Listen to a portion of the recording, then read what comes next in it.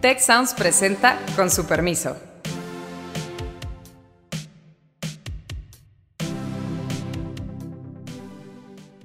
Con su permiso, mi nombre es Azucena Rojas y me da mucho gusto estar aquí nuevamente con todas y todos ustedes y con mis compañeros Carlos Elizondo y Beata Bueno. Si tú das a la población escoger derechos humanos de los que cometen crímenes versus derechos humanos, derecho a la vida, digamos, a la seguridad de la población mayoritariamente, pues vas a perder. Yo creo que hay un límite, pero no sé qué tanto estamos cercanos a ese límite para pedir que pues no estén pasando estas cosas o hasta dónde pueden llegar. Este tema se va a ir procesando de formas distintas en Estados Unidos y en los países europeos, pero también va a tener implicaciones que no nos es fácil anticipar en los países expulsores de migrantes, como es el caso mexicano.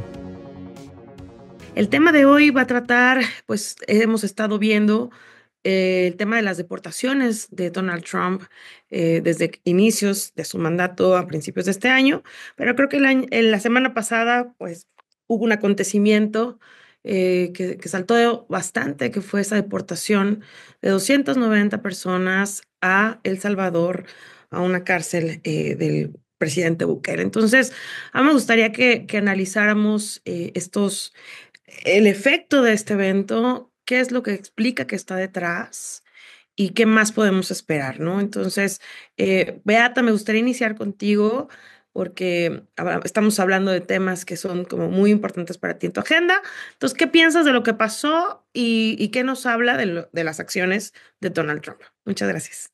Mira, el tema de las deportaciones, obviamente, pues está muy fuerte en la agenda del presidente Donald Trump y ese suceso que ocurrió justamente la semana pasada, pues nos demuestra que Donald Trump está dispuesto a hacer todo lo posible para efectivamente implementar ese plan de deportaciones. No sé si de millones, pero en todo caso, tener ahí la recepción, digamos, en ciertos países de los deportados. De la misma nacionalidad si es posible, o si no es posible, usar, podríamos decir, ese escape que es la aceptación que dio el presidente de Salvador, Nayib Bukele, para admitir a los deportados de otros países, en ese contexto los venezolanos, ¿no?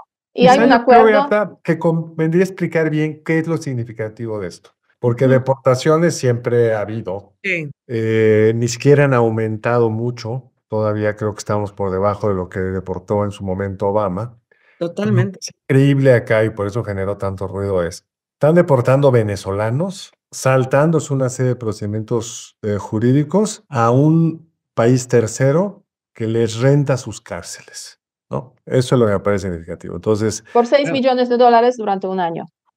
además, tú tienes Es el que hay muchas cálculo cosas ahí. exacto, pero Sí. lo que está en juego acá es, hubo una serie de decisiones judiciales que no fueron respetadas y están acabando en cárceles salvadoreñas, que son las cárceles horrendas, aparentemente gente que pudiera ser completamente inocente. Es decir, que no son miembros, que quizá habría que haber empezado por ello, en principio son miembros de un grupo criminal de los que fue declarado como organización terrorista y lo están deportando en calidad de miembros de ese grupo, pero al no haber pasado por un proceso judicial, pues pueden no serlo. Y hay varias historias que han salido en la prensa, ahí está mi hijo, pero él es cocinero, no tiene nada que ver, ¿no? Entonces es una cosa de terror. Bueno, hay violaciones obviamente fuertes de los derechos humanos por donde lo veas, por una parte, y por otra parte también en el contexto de los Estados Unidos ha habido también un juez que ordenó no realizar esa deportación. Y básicamente el Ejecutivo estadounidense, pues a pesar de eso, sí realizó esa deportación y 250, o sea, más de 200, en 200, 300 básicamente venezolanos, efectivamente en esa calidad de no sabemos exactamente de qué están acusados y si realmente forman parte, digamos, de los grupos criminales que se supone desde los Estados Unidos que es por eso por lo que les deportan.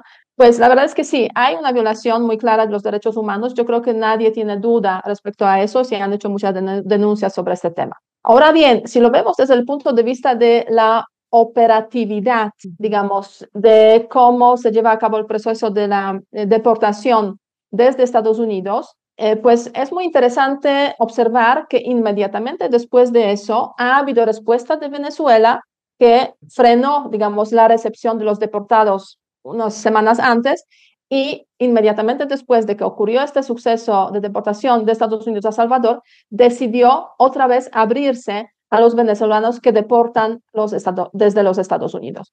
Entonces podríamos decir que, como digo, el Trump va a hacer todo lo posible para operar, implementar, digamos, la política que tiene, incluso usando ese mecanismo que es tan negativamente evaluado, obviamente, en El Salvador. Pero resulta que le funciona. ¿Por qué? Porque el país en cuestión, Venezuela, que decidió frenar, digamos, cerrarse a los deportados, inmediatamente después se abrió. Se abrió en un contexto donde Trump ha ido mandando señales un poco contradictorias respecto a su relación con Venezuela, porque parecía que había logrado un cierto tipo de acuerdo, en todo bajo el agua, porque nunca se había publicado nada, pero como que habían bajado la presión contra su gobierno, el resultado de un bien conocido fraude electoral. Y ayer Trump anunció que cualquier país que compre petróleo venezolano estará expuesto a este instrumento que le encanta, el de las tarifas, a una tarifa del 20%, pareciera que a todas las exportaciones que ese país haga a Estados Unidos. Y también se anunció que se cancelaría la licencia de una de las empresas de Estados Unidos que había regresado a Venezuela, petrolera Chevron, que produce alrededor de 200,000 barriles diarios. Entonces, está en medio de este reacomodo de las reglas del juego, donde por un lado parecería que Trump es estrictamente transaccional. Si cumples, pues quédate en el poder o que seas un bandido, cuando por el otro lado, pues sabemos que el secretario de Estado de Estados Unidos, Mark Rutte, fue cuando era senador un acérrimo crítico de los gobiernos autoritarios de izquierda o de la llamada izquierda en el continente. Entonces, bueno, es parte de este reacomodo de cómo se hacen las cosas. Y ahí, Carlos, aprovechando lo que comentas, me parece que yo estaba escuchando un podcast el fin de semana que hablaba de por qué No, tú escuchas nuestro podcast. Claro, es que después del nuestro me salen otros. Después del nuestro me salen otros y me quedé escuchando. Entonces, Ezra Klein, ustedes lo deben de conocer. Y hablaba sobre, pues, por qué perdieron los demócratas, ¿no? Y la verdad, muy contundente, muy bueno. Se los recomiendo también, pero primero escuchen el nuestro, obviamente. Y bueno, algo que me llamó mucho la atención es, y que creo que vale la pena, me gustaría su reflexión sobre esto, es definitivamente cuando vemos estos actos, y además recuerdo, porque también volví a escuchar el podcast que tuvimos por ahí hace un año y medio con el tema de Ciudad Juárez, en México, y que decíamos no olvidar estos actos, ¿no? Y lo que contrasto hoy en día es que estos actos los estamos viendo, son terribles, pero creo que hay ahora sí un desdibujamiento de los valores democráticos muy fuertes, que incluso en encuestas ellos nos demuestran que a la gente eso ahorita no le interesa, al menos en Estados Unidos, y que pues, está permitiendo pues que Trump cometa o tenga este tipo de políticas tan transaccionales, como decía Carlos, tan fuertes, en donde vemos que el tema de los derechos humanos no se están respetando. Entonces, pues me gustaría, ¿no? Ver sus reacciones en ese sentido. Por ahí vienen otros datos en encuestas que me gustaría comentar sobre lo que la gente está opinando de esto. Yo creo que hay un límite, pero no sé qué tanto estamos cercanos a ese límite para pedir que pues no estén pasando estas cosas o hasta dónde pueden llegar, ¿no? Entonces, Carlos, no sé si quisieras comentar al respecto. Mira, claramente el gobierno de Trump llegó para redefinir las reglas o para tratar de redefinir las reglas del juego tanto con el resto del mundo como el interior de los Estados Unidos. Trump hace poco firmó una orden ejecutiva que puede ser o no constitucional, esto lo dirán las cortes y a ver si lo respetan y dicen algo, donde le pide a todos los órganos regulatorios que le hagan caso a cualquier decisión que él tome, porque él es el presidente electo y él fue electo por la gente y ellos son unos empleados suyos. Lo dice con otras palabras, pero esta es la idea central. Es decir, estamos frente a un esfuerzo de concentrar el poder en el Ejecutivo y evitando el tipo de obstáculos, lo diría él, restricciones, lo pondría yo, que en su primer mandato enfrentó cuando quiso hacer cosas que pues, violentaban una serie de principios, no solo democráticos, no solo de separación de poder, sino de operación de un gobierno que no debería, por ejemplo, estar al servicio de un empresario como Musk, no debería de generar perpetuos conflictos de interés entre y la información que está recabando. En fin, que estaba diseñado para una serie de cosas, evitar la corrupción, atender las demandas de empresas pequeñas contra grandes que estaban monopolizadas, eh, regulaciones económicas para proteger la salud de las comunidades por el agua, el aire, etcétera. Y todo eso lo está desmantelando y no permite que nadie, no quiere permitir que nadie se le oponga. Y su agenda pasa por muchos temas. Uno de ellos es deportar a los presuntos indocumentados, y entonces pues, es donde se cruza con el tema nuestro. Y por el otro, el tema de este podcast. Y por el otro lado, pues está esta oferta muy atractiva de Bukele, que es, pues mira, lo de los derechos humanos es una lata porque nos impide pacificar y contener el crimen. Y en el caso, y por eso yo creo que es un personaje que no solo le permite cárceles a precio barato, que le permite recibir ciudadanos de un tercer país, que es muy inusual que alguien lo reciba cuando además no hay frontera entre El Salvador y Estados Unidos, como todos sabemos, pero además lo debe admirar por su decisión de romper una serie de principios constitucionales de la arquitectura liberal de la ilustración que construimos en los últimos 200 años, que no basta tener un tatuaje para asumir que eres delincuente y que por lo tanto te meto en la cárcel. Ahora, lo terrible del caso de Bukele es que ha sido muy exitoso, terrible en el sentido de que le presenta a la ciudadanía un dilema terrible, que es, aquí hay una serie importante de violaciones de los derechos humanos, un número que no sabemos cuál es de estos jóvenes estarán en la cárcel el resto de su vida, o 30 años, o lo que sea, siendo inocentes. Pero por el otro lado, la caída en los índices de criminalidad en El Salvador es espectacular. Entonces, habrá seguramente muchos gobiernos que querrán seguir ese camino. El efecto imitación en este tipo de casos siempre es muy notable. Yo creo que todo está en esa misma lógica. Cuando yo pueda quitarme todas estas restricciones, van a ver ustedes cuán eficaz es nuestro gobierno. Y eso es lo que claramente está en veremos, porque son muchos más temas, es más complicado, pero creo que ese es lo inspirador de Bukele, si me permiten usar ese adjetivo, que es, si tú concentras el poder, puedes hacer las cosas rápido y bien y mejorar algo que para la ciudadanía es importante. Tal cual, de hecho, Bukele tuvo un mensaje en X la semana pasada donde hablaba de eso y decía, el Estado es el leviatán. Digo, me hizo recordar aquellas clases de filosofía política y cómo es posible que el crimen sea más fuerte que lo que puede hacer el Estado. A mí me pareció justo una provocación muy fuerte. No, además lo hacen en referencia al caso mexicano. Sí, claro, Sí, por eso. hizo comparaciones con México, diciendo pues que Salvador es un país pequeño, o sea, más pequeño a veces que algunos estados mexicanos, y en ese contexto pues sería muy fácil aplicar ese mismo modelo, digamos, de mano dura con el crimen para solucionar el tema de la inseguridad en México. Y la verdad es que Bukele sí tiene mucho éxito, lo apoyan.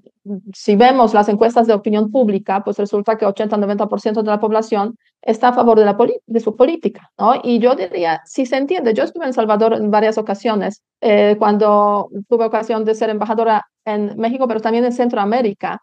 Entonces, el cónsul honorario que me pues, recibía ahí me decía, o sea, no me dejaba moverme prácticamente de mi hotel y me mantenía así todo el tiempo, digamos, como en una especie de burbuja, para que por casualidad no me asesinaran en la escalera del centro comercial. O sea, eso fue la realidad de Salvador, digamos, en la práctica, donde por 100,000 habitantes había 104 o 105 asesinatos. O sea, como Colima, para ponerlo en perspectiva. Sí, mientras que en México, digamos, el nivel medio en esos años, pues era como 25, 26 asesinatos por 100,000. O sea, sí, el tema era realmente gravísimo y lo que hizo Bukele ¿Y has regresado, Beata? No, desde aquel entonces aún no. Pero por ahí estoy pendiente de algunos volcanes, pues quizás que se despejó el tema de inseguridad, quizás iré Pues por ya va a ir a ahí. escalar, Beata, volcanes salvadoreños gracias a Bukele. ¿Quién sabe, sabes? Porque en ese sentido, o sea, a mí no me extraña que la gente lo apoya y le permitieron, de hecho, pues su segundo mandato, a pesar de que la Constitución no lo permite. O sea, claramente el tipo está violando lo que tú quieras, o sea, los derechos humanos, está violando, digamos, en ese sentido, los derechos o sea, la El Constitución, marco, incluso de... Y, y es inspiración. Ahora bien, ¿por qué sucede esto? Básicamente porque los gobiernos anteriores pues no han tenido éxito en luchar contra ese tema que es básico para todos los que viven en El Salvador, o al menos los que no son criminales, ¿no? O sea, 90, más del 90% de la población está preocupada por el tema de seguridad, estaba preocupada. Ahora bien, ahora 1.7% de la población está en la cárcel. Eso equivale más o menos a ciento y tantos, 105, 110.000 que están en la cárcel. Entre estas cárceles, pues la más famosa, Centro de Internamiento de Terrorismo, SECOT, donde pues la construyeron recientemente para 40.000 presos y realmente condiciones son muy duras. Pero si tú preguntas a la gente en la calle, ¿estás de acuerdo con eso? Pues sí, estoy de acuerdo, porque esos criminales, la mayoría de ellos al menos, pues han hecho cosas terribles. Sí es cierto que hay una parte que seguramente está por ahí por error, por equivocación, por mala intención o por lo que queramos. Y yo creo que es muy difícil en ese sentido encontrar o luchar contra ese tipo, digamos, de políticas usando argumentos de derechos humanos, desafortunadamente. O sea, definitivamente, porque si tú das a la población a escoger derechos humanos de los que cometen crímenes versus derechos humanos, derecho a la vida, digamos, a la seguridad de la población mayoritariamente, pues vas a perder, ¿no? Hay que entenderlo desde esa perspectiva y buscar, podríamos decir, pues otros modelos, otras inspiraciones, ojalá haya otras, ¿no? Pero lo veo como que complicado en ese contexto. Y me da la sensación de que hasta que no veamos que el modelo Bukele fracase, no van a cambiar las cosas. O sea, no va a cambiar la perspectiva de la gente sobre, Pero sobre no este entendí, Beata, tema. hasta que no veamos qué. Que el modelo Bukele fracase porque a medio o largo plazo es un modelo insostenible. O sea, no puedes tener en la cárcel a pues casi 2% de la población y además pues cometiendo diferentes tipos de pues abusos en ese contexto, ¿no? O sea, ¿cómo lo vas a mantener a mediano o largo plazo? Va a acabar su mandato en algunos, no sé, 3, 4 años. ¿Y qué sigue? ¿Qué pasa después, no? Creo que ahí ahorita vamos a ver eso en ese tiempo que vuelva a haber elecciones allá, pero en el corto plazo yo creo que también va a ser muy importante qué sucede al interior de Estados Unidos. Eh, Creo que ahorita pues estamos viendo esta serie de políticas, como decía Carlos, de que nadie se ponga lo que yo haga por parte de Trump, pero creo que la población allá es más compleja, como bien se decía, en todos los sentidos, ¿no? Me parece que fue una cosa que hicieron muy mediática, pero ya lo dijeron ustedes, este juez en Washington frenó el que se sigan haciendo estas deportaciones.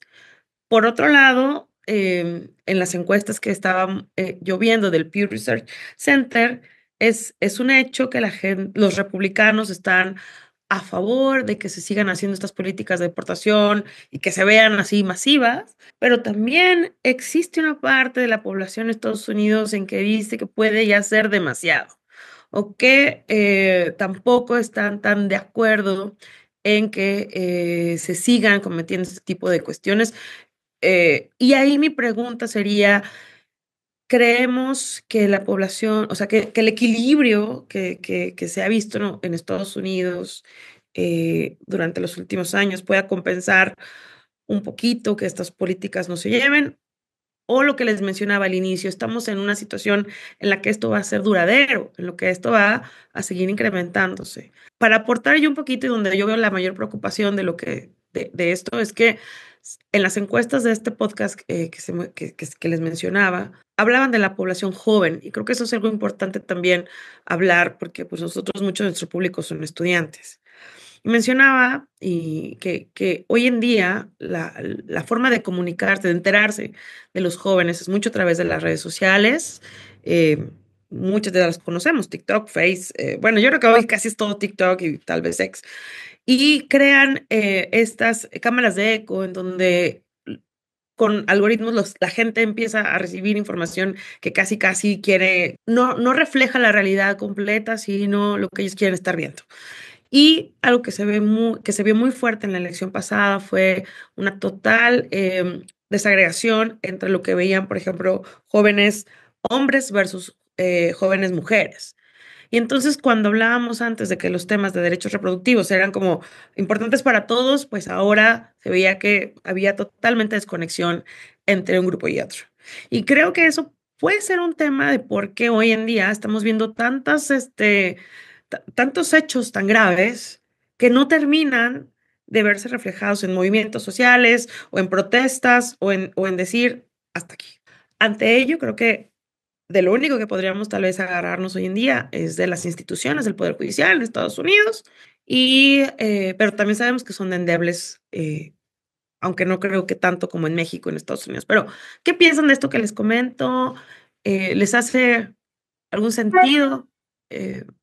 ¿Vamos por algún lado, una salida? Mira, Azucena, yo creo que estamos en una etapa en Estados Unidos, en América Latina, pero en general en el mundo, en la cual la tentación de la deriva de un ejecutivo fuerte, para no decir deriva autoritaria, es muy fuerte, porque no han funcionado, podríamos decir, en los tiempos anteriores, tal como esperaría el electorado, las políticas públicas, ¿no?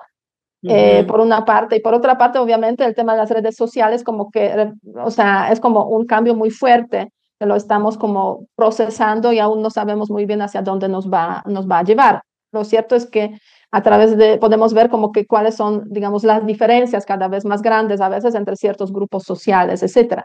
Pero me da la sensación de que este proceso va a tardar algunos buenos años más y el deterioro del estado de la democracia, que lo vemos desde hace algunos años, va a continuar y con eso el empoderamiento en cuanto al tema de los derechos humanos, en el ámbito que tú quieras. Y aquí les puedo comentar solamente que si observamos lo que está pasando en Europa, la Unión Europea, que siempre fue tan sensible con el tema de los derechos humanos, en la Unión Europea también hay unas políticas mucho más asertivas, mucho más de frenar, por ejemplo, la migración. Sí, se habla de los derechos humanos, pero imagínense que hace poco la primera ministra de Dinamarca, que es socialdemócrata, dijo más o menos algo por el estilo que tenemos que frenar la migración y que sí es cierto, J.D. Vance en eso tiene razón, porque no puede ser que, digamos, vivamos en un mundo donde nos rodea pues tantos migrantes, ¿no? Ya sin referirse si llegan de manera regular o irregular, digamos, a Europa. O sea, incluso entre la izquierda europea, país como Dinamarca, empieza a haber un cambio de mensajes, ya ni hablar de la derecha clásica, digamos, tipo CDU, CSU en Alemania, o, bueno, en Polonia, por ejemplo, el partido que está en el gobierno, Plataforma Cívica, que el primer ministro polaco dijo hace poco, o lo solucionamos nosotros, quiero decir, los partidos de derecha, o la derecha radical llegará al poder y lo solucionará a su manera. Entonces, sí hay como una tendencia muy clara a, podríamos decir, una visión mucho más estricta de lo que significan los movimientos humanos y podríamos decir, bueno, de alguna forma se puede entender y hay argumentos a favor de eso, ¿no? Por ejemplo, imagínense que son datos también de Pew Research Center. En 1970 la población migrante en los Estados Unidos eran 4% más o menos, hoy en día es 14%. Entonces, claro, son argumentos fáciles que dicen, pues sí, ha crecido la migración, tenemos que frenarla y bueno, hay muchos elementos en contra, ¿no? Ahora bien, desde los mismos Estados Unidos también sabemos muy bien que el tema no va a ser tan fácil por temas logísticos, etcétera, pero también porque las empresas y la economía estadounidense depende en muchos sectores de los migrantes.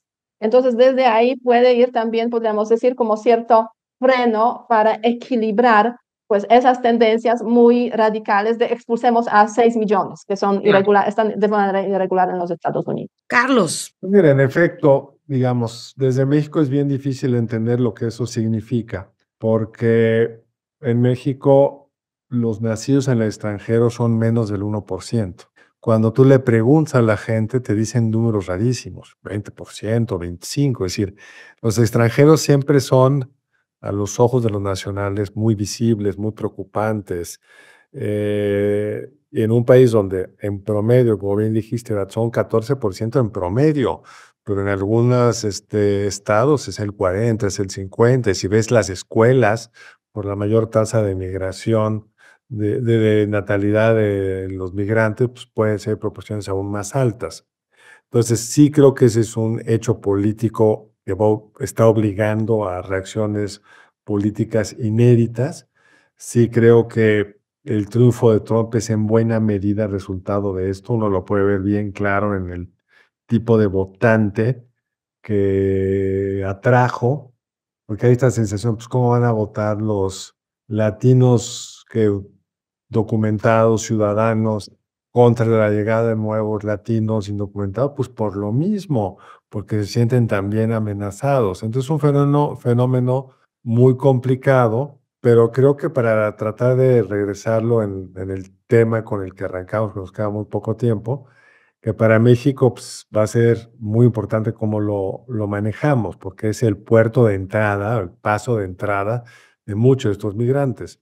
Cuando uno ve cómo disminuye el flujo de migrantes en lo que va de esta administración, la de Sheinbaum y luego la de Trump, que ha caído de forma dramática. Si yo fuera Trump, me preguntaría, entonces se puede. Lo que pasa es que ni Biden ni ustedes quisieron. Lo mismo cuando presenta Sheinbaum las gráficas de decomiso de fentanilo, cómo han caído de forma dramática. Pero la conclusión desde el lado de Trump es, sí se puede. La mano dura ayuda a que ustedes hagan su trabajo. Pero la mano dura no le ha servido para incrementar de forma importante las deportaciones, porque el mecanismo para hacerlo es complicadísimo, por las razones que ya dijo Beata, por razones logísticas, y entonces pues van a tratar de incrementar eso, y hasta ahora no han llegado los deportados que nos imaginábamos, se imaginaba el gobierno que iban a llegar, y les pusieron todos estos refugios que están semivacíos, pero en cualquier momento van a llegar, van a llegar una parte de estos. La válvula de escape para muchos países, que era la migración, ya fuera por razones económicas o por el asedio del crimen organizado, no va a estar. Entonces, sí creo que este tema se va a ir procesando de formas distintas en Estados Unidos y en los países europeos, pero también va a tener implicaciones que no nos es fácil anticipar en los países expulsores de migrantes, como es el caso mexicano, y que además somos paso de tantos.